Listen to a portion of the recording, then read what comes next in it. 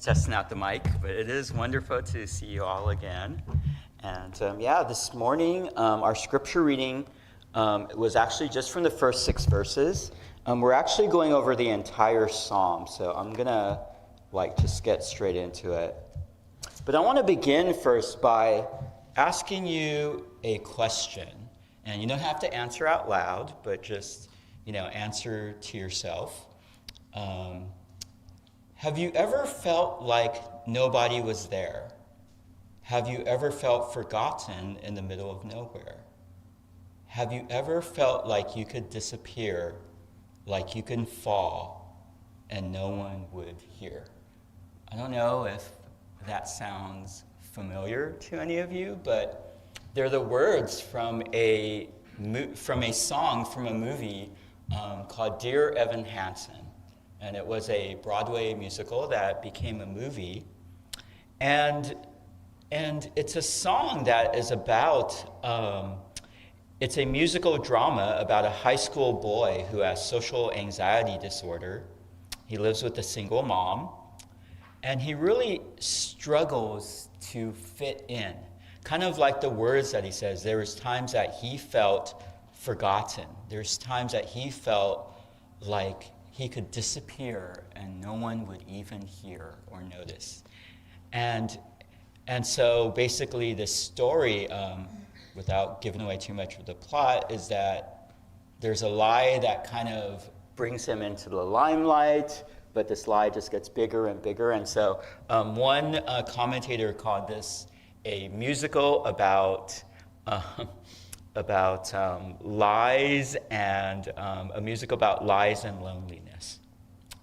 But I think that these lines are not just lines from a song or a movie, but I think that they could easily be lines from our private thoughts and our personal journals.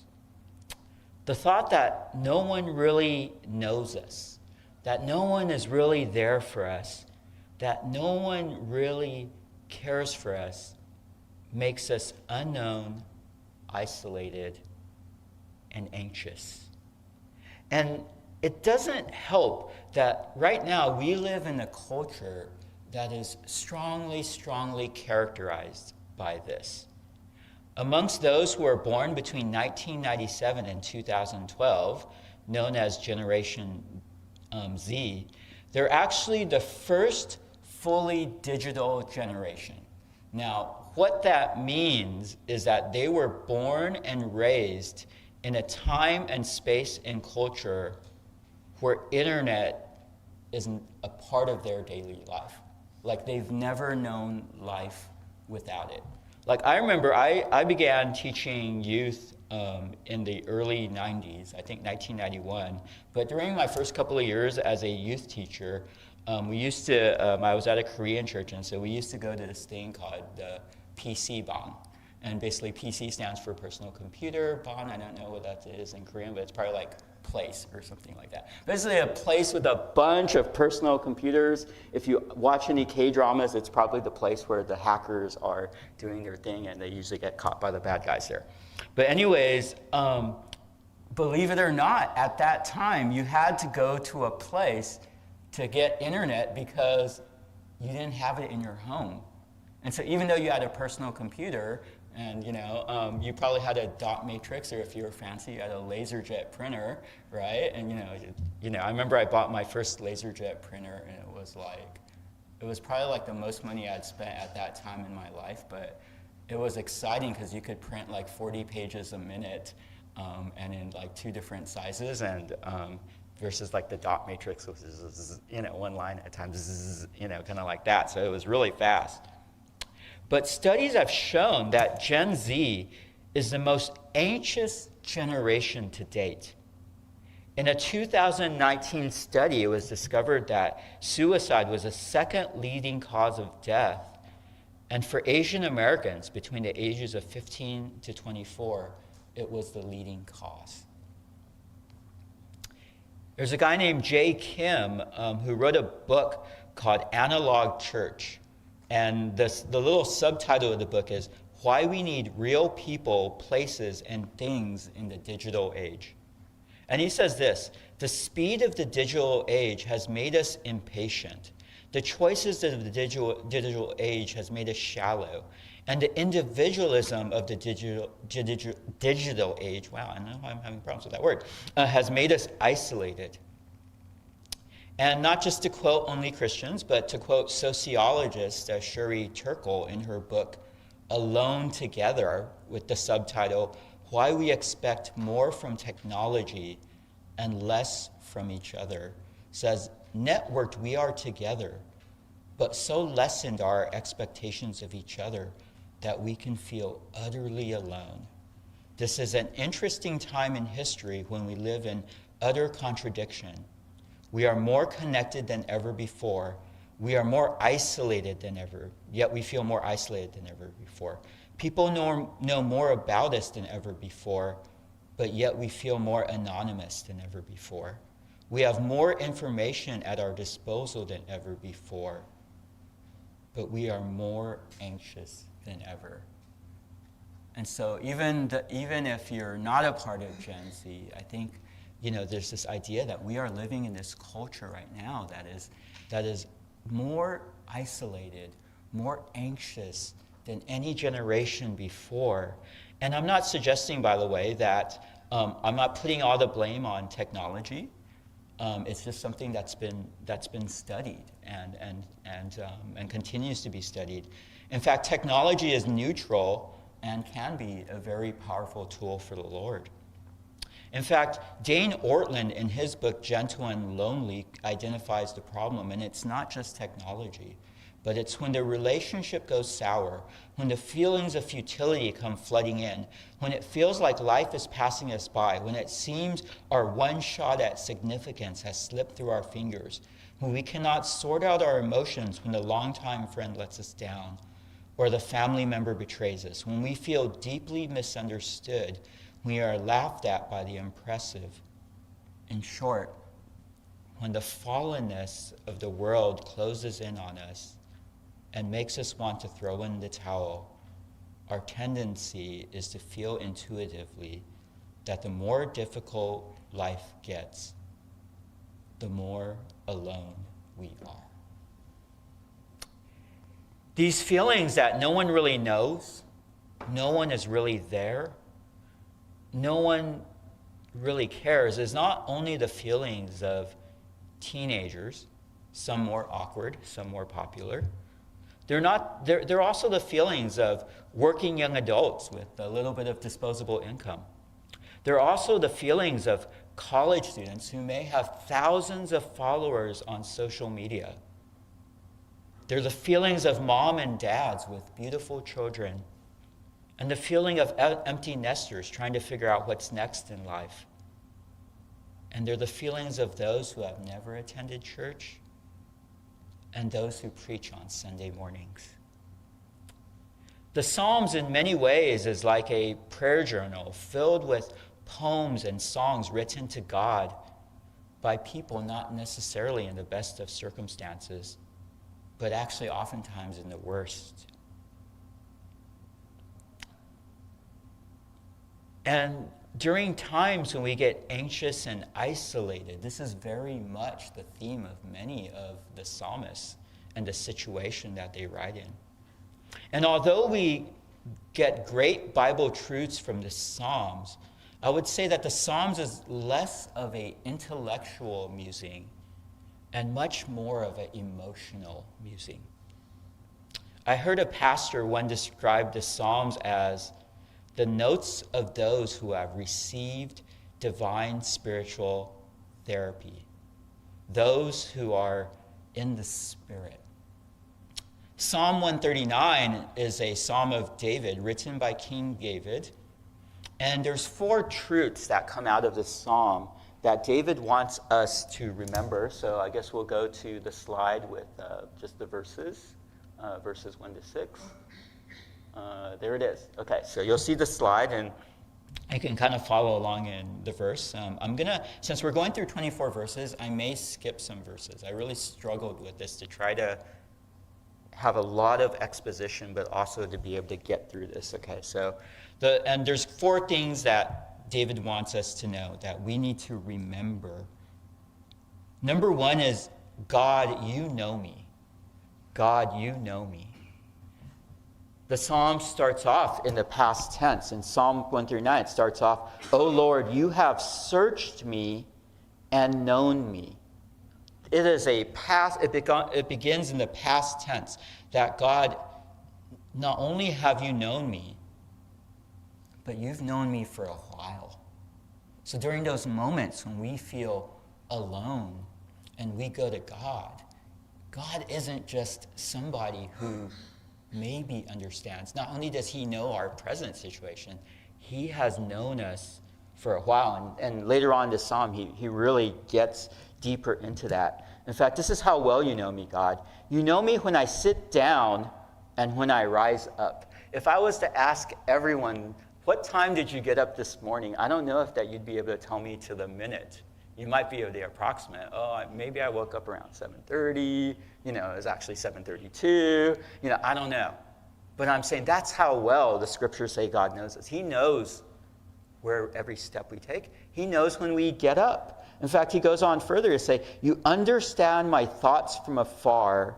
You scrutinize my path and my laying down, and are intimately acquainted with all my ways.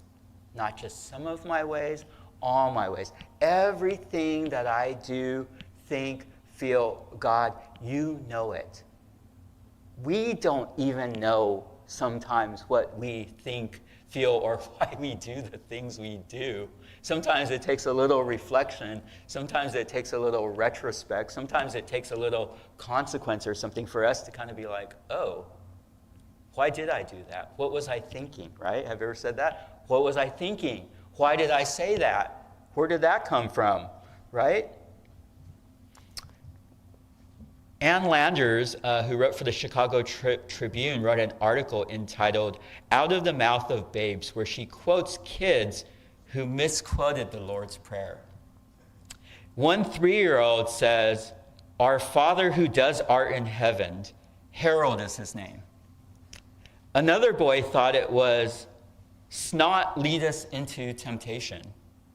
And my favorite is prayed by these 2 twin girls who said, Give us this steak and daily bread, and forgive us our mattresses. I don't know, but really cute.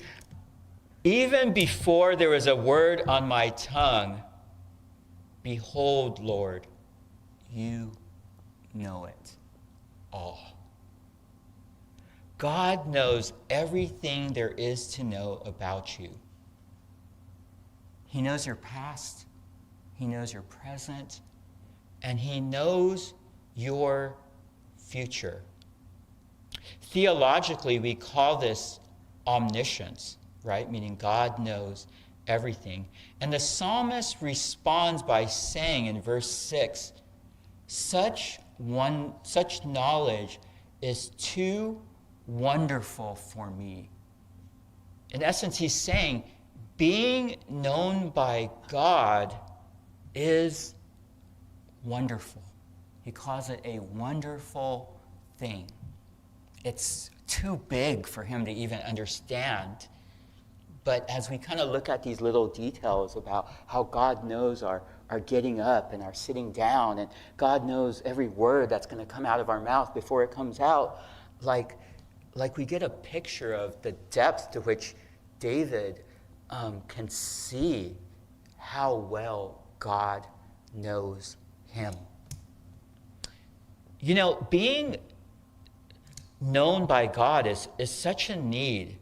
And it's not an option for you and I.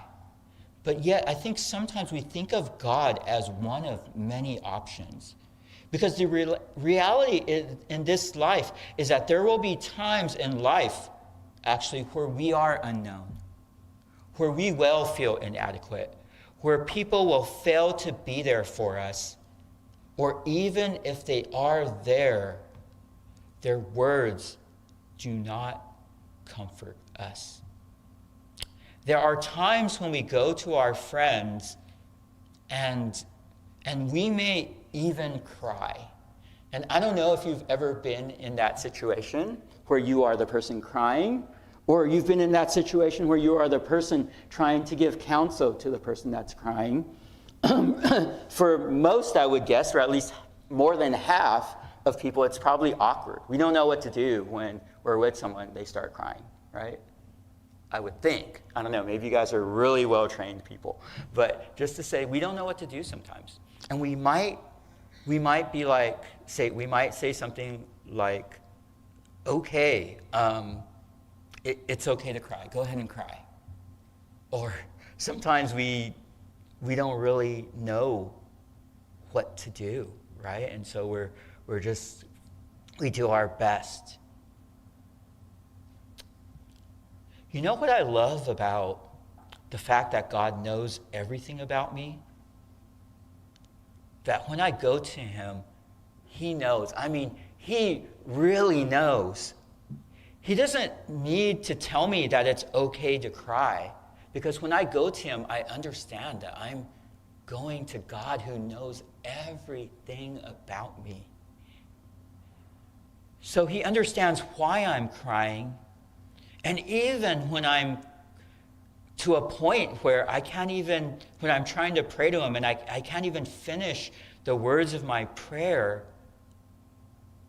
I don't even need to complete that prayer because he gets it. So when I say that we need God, I'm saying that the best that we can get in this life is, we can have a best friend. We can go to that friend.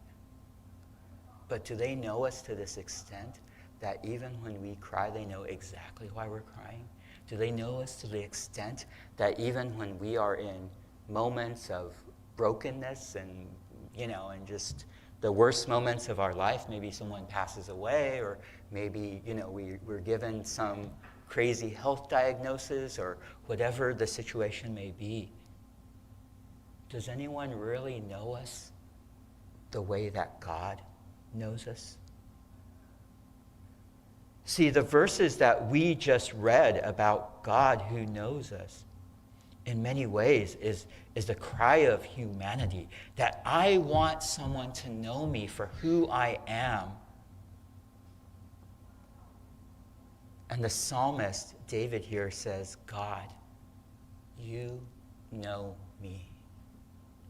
Secondly, he says, God, you are with me. Not only does God know me, but the psalmist in verse 7 through 12 says, God, you are with me. He says this in verse 7. He says, where can I go from your spirit? Notice that's a capital S, so where can I go from your Holy Spirit, right? Where can I flee from your presence? If I ascend to heaven, you are there. If I make my bed in Sheol, this is also sometimes, some translations will say hell. Some people will identify it as the place of death. We're not going to kind of get into all that theology there. But the point that David is trying to make, and it says, behold, you are there, is that in life and in death, God, you are there. It's like, where can I go where you are not? And it's interesting because verse 7 is really interesting because David says, where can I flee from your presence? And that word for flee is the same word that's used to describe the prophet Jonah when he was running from God. So it's a little bit kind of strange, and I'll get to this kind of near the end of this point. It's really kind of strange that David, talks about this God that knows him so intimately, this God that is always with him, and yet there's this little bit of tension there that he wants to flee. Okay, I'm going to write this monologue that I wrote, and so it's not about me. Okay, so it's not about anyone else. Okay, but it's going to be like there. You are there, God, when parents discourage me, when comfort was expected from them. You are there, God, when my child becomes prodigal. You are there, God, when I cannot pay the bills and do not know what to do. You are there, God, when my marriage falls apart. You are there, God, when the doctor tells me I have 6 months to live. You are there, God, not only when things happen to me, but when I happen to other people. When I deeply hurt another person, God, you are there. When my sin is so grievous that I cannot even tell someone else, God, you are there. David goes on to say in verse 9, if I take the wings of the dawn, if I dwell in the remotest parts of the sea, even there your hand will lead me. If I say, surely the darkness will overwhelm me, and the light around me will be night, even the darkness is not dark to you, and the night is as bright as the day. Darkness and light are alike to you. And the point is, even in our brightest and our darkest moment, David is confident that he says, God, you'll lead me, and your right hand will hold me. So God is not just has all this knowledge about us. God not only is just, he's not like just hovering around us, trying to, see what we're doing and slapping us on the hand to make sure we don't do something bad, right? But he is there. And one thing to kind of note is that, when we ask this question, like, where is God, right? For those of us who grew up in the church, and we know, we know that, when we accept Christ, that the Holy Spirit comes and dwells in our hearts, and that way we could say, well, God's in my heart. God's everywhere, right? Everywhere my heart goes, God is there, right? And yet, one thing to remember is that this is King David writing, and he's writing in the Old Testament time. He's writing where we have all this theology about the Holy Spirit figured out.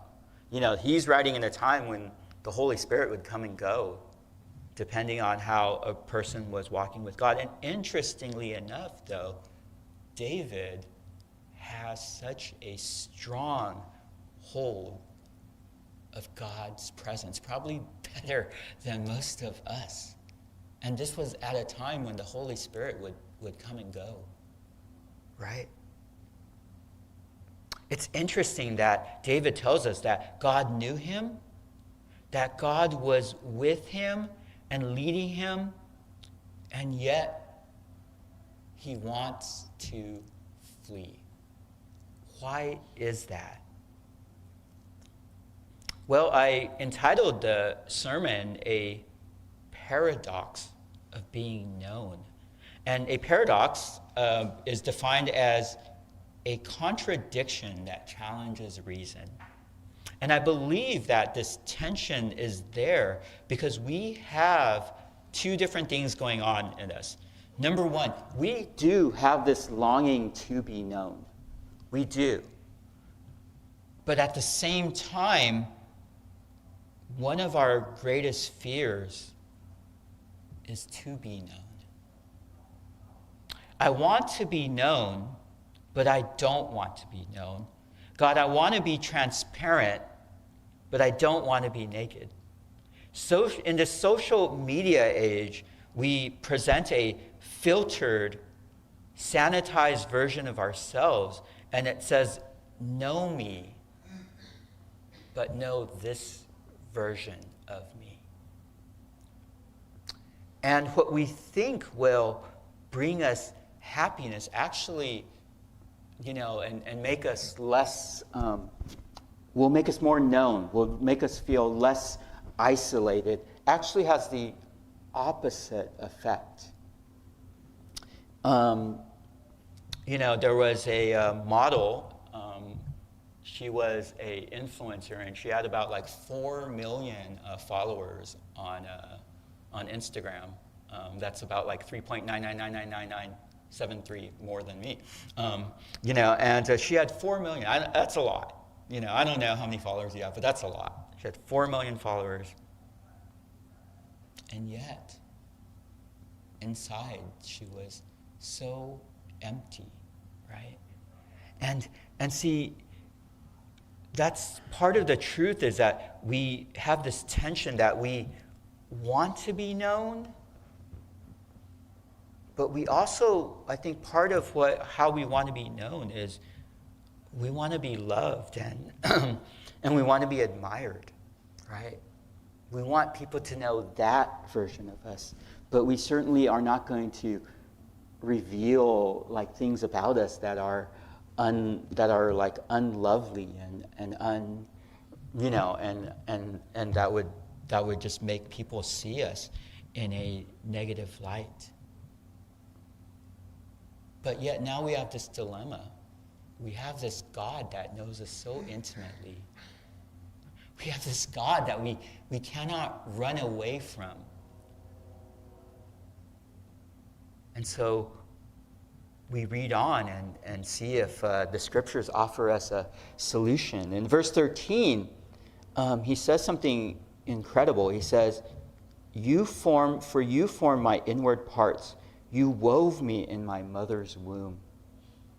I will give thanks to you, for I am fearfully and wonderfully made. Wonderful are your works, and my soul knows it very well. My frame was not hidden from you when I was made in secret and skillfully wrought in the depths of the earth. Your eyes have seen my unformed substance, and in your book were all written the days that were ordained for me, when as yet there was not one of them.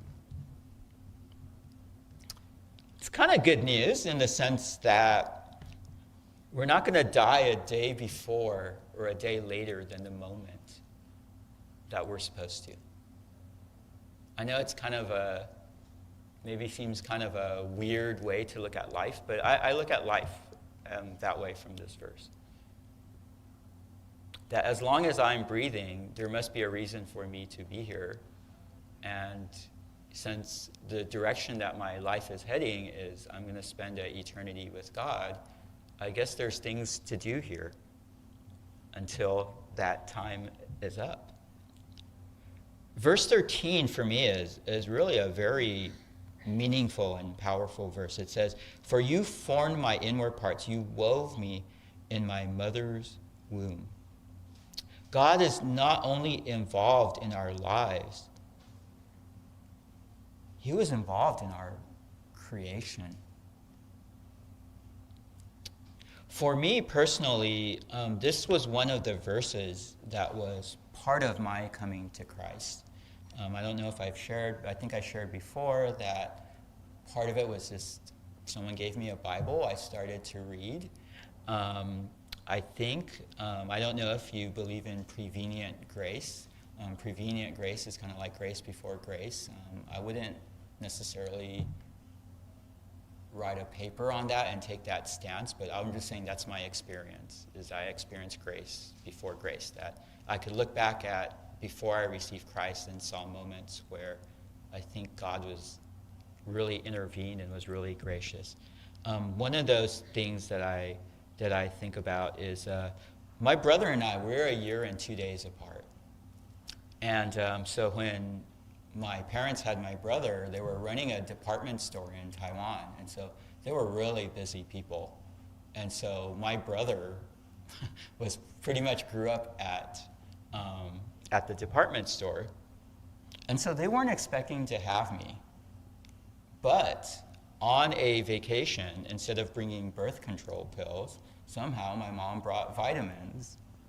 And so when I read this verse, even though I was a non-believer, there was so much of the Bible that I didn't get, but the parts I got, I'm like, ooh, there's a lot of truth there. And then eventually it came to the point, this is the truth, right? And so even verses like this, it's amazing, right? That we read these verses, and I think a conclusion that we have to draw is that God knows us better than we know ourselves. And so now, how does this intersect with culture? Well, since I quoted a very young song earlier, I'll quote a slightly older song.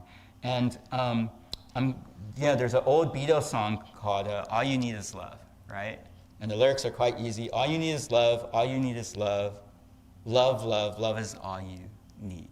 And this is very much prevalent in our culture, except here's the challenge, is that our culture defines love as accepting and affirming someone regardless of what they do.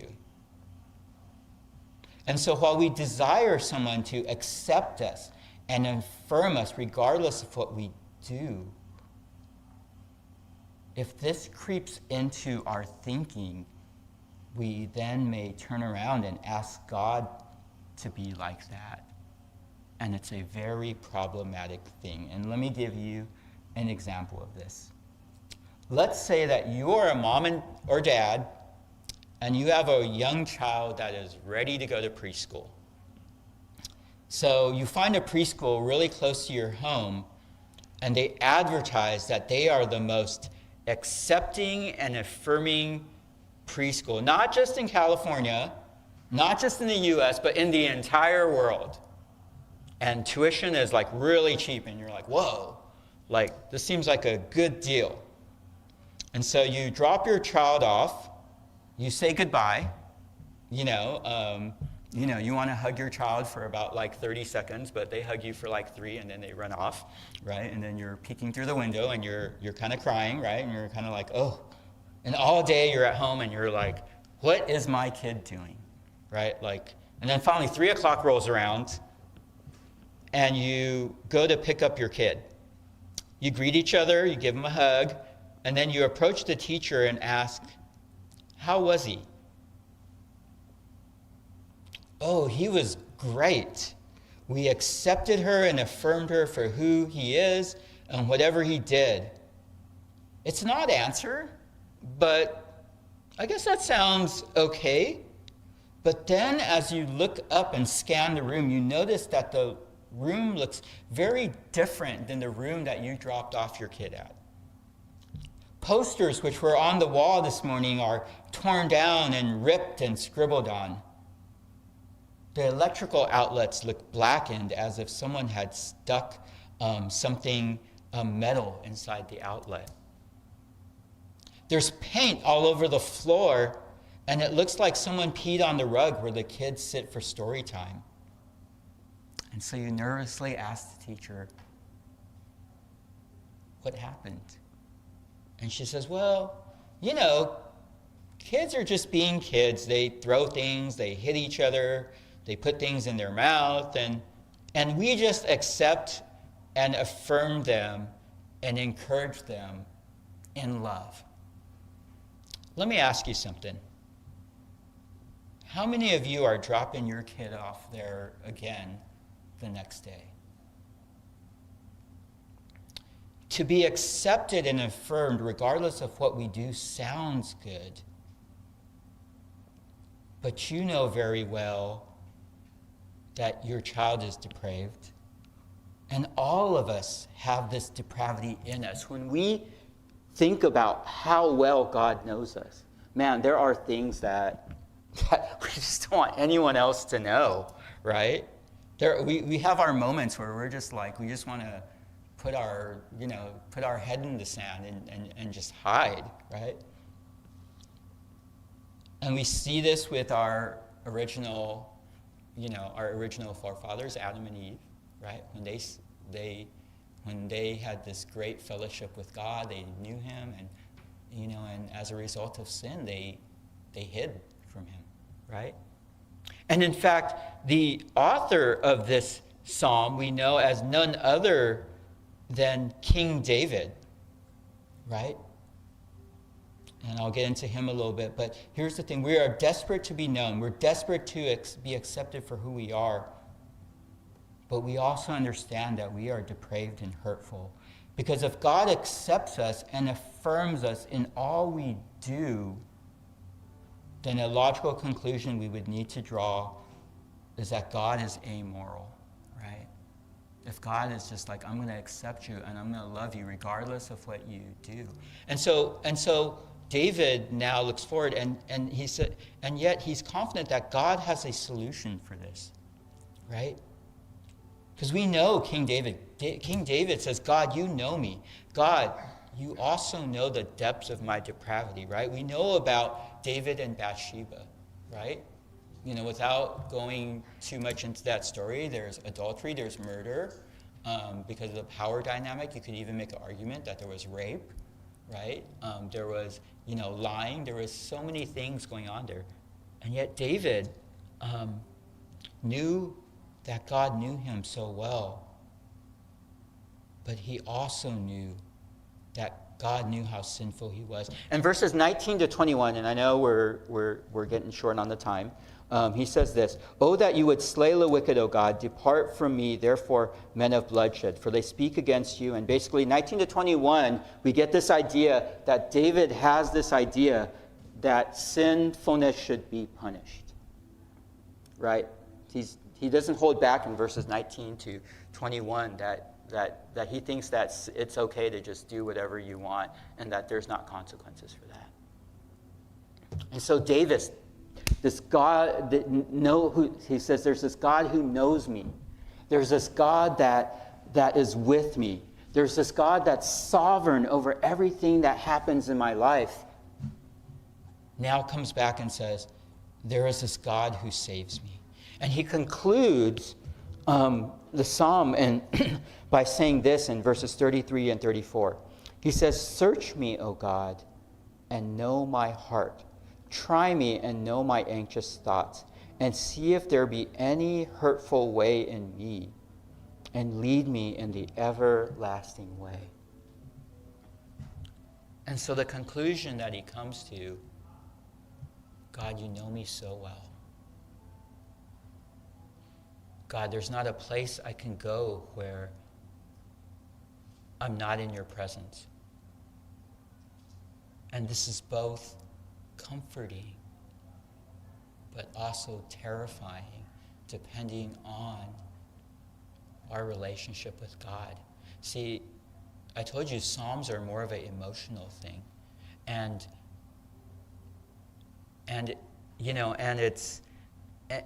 it's kind of in many ways one of the reasons we don't do what we know that we ought to do is very simply because we don't feel like it. And so as I'm kind of laying out these facts for you, I'm trying to get you to a place where you got to make a decision and you got to draw a conclusion that if this God that David is describing knows us as well as David says that he knows us, if he's that involved in our lives, if there's not a place we can go where we can escape his presence,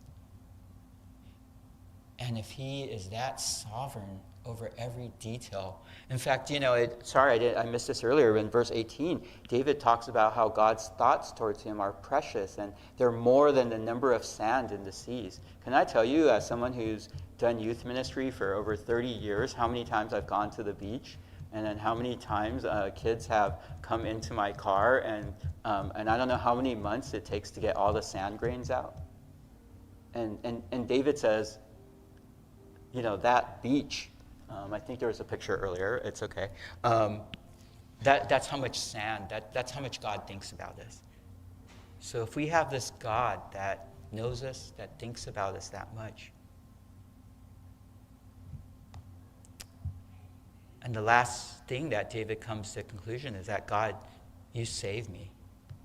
David, I don't know how together his theology was in terms of the New Testament. Like we know, right, that Jesus came, that Jesus died on the cross. But David just knew that God knew him. God knew how sinful he was, that sin had to be punished. And so he asked God to, hey, search my heart. Tell me what's wrong with it. And God, I'll try to fix it, right? And of course we know that we can't fix it. And that's why Jesus had to come and die on the cross. I'm going to close with this quote by Tozer, and then it says this. I don't remember the book, okay, because I read it on my Kindle, so I took a screenshot. But he says this: What we must remember is that only he who takes orders from Jesus Christ belongs to him. The evangelical church is in the process of compromising this very thing. Yes, we want any benefits that Christ may confer upon us. We want his help, we want his protection, we want his guidance. We even get misty-eyed over his birth, life, death, teaching, and example. But the problem comes when we will not take orders from him. Christ cannot save the one he cannot control. We hate that idea, right? That God controls us. But essentially, when we gave our lives to him, that's what that means. I asked our worship team, and they're going to come up and to sing a specific song, and I'm going to just read the lyrics from it. And as we respond, I want you to just really make that personal. I have a maker, he formed my heart. Before even time began, my life was in his hands. He knows my name, he knows my every thought. He knows each tear that falls, and he hears me when I call. And so, worship team, if you would come up and lead us in that.